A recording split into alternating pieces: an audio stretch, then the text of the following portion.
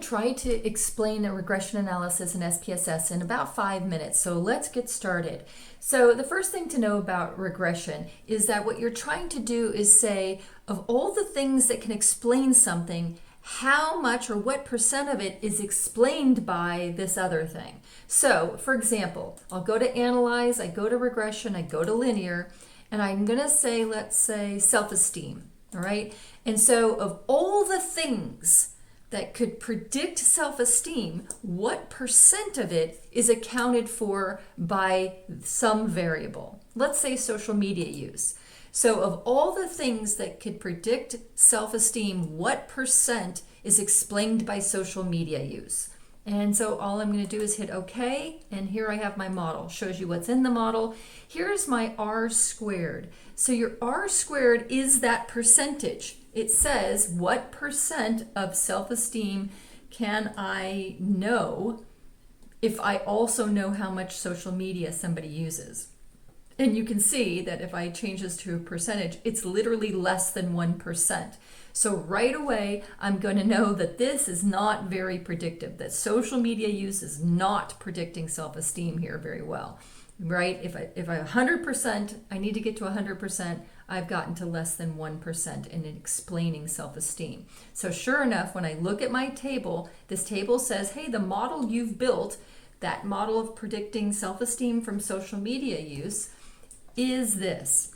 Is this model significant? My F value, you can see, is way low, under the even 2.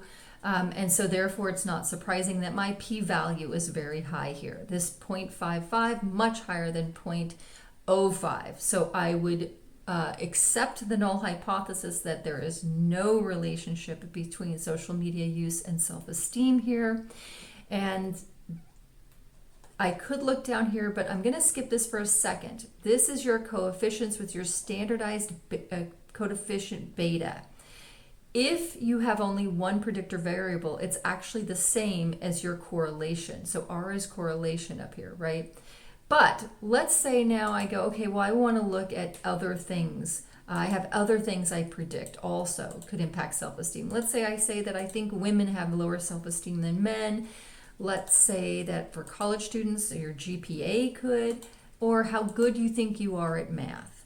And I'm going to put all of those into a model. Notice I can have multiple independent variables for that one dependent variable.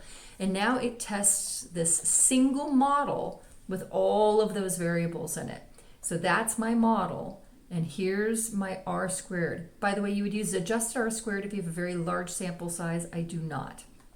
Here now, with adding in these 3 variables together, they explain 18.5% of the variance in self-esteem. Of all the 100% of things that could explain self-esteem, I've accounted for 18.5% of them with my variables. But my model here does not quite reach significance. 0.06 is greater than 0.05, so I still have to reject the null hypothesis.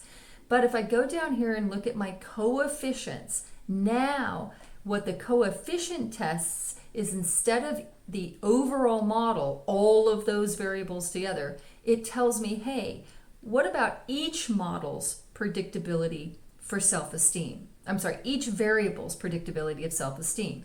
If I look at my t-values here, I can see that no, sex does not predict self-esteem on its own.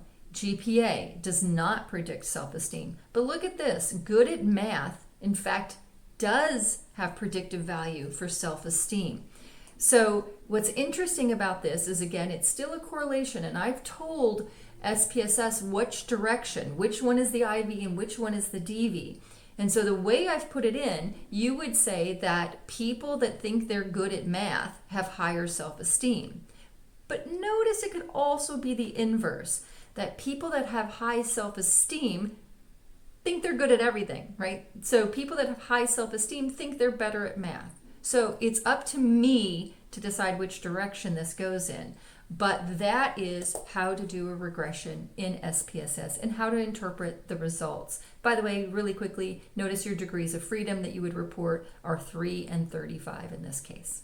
Hope that helps.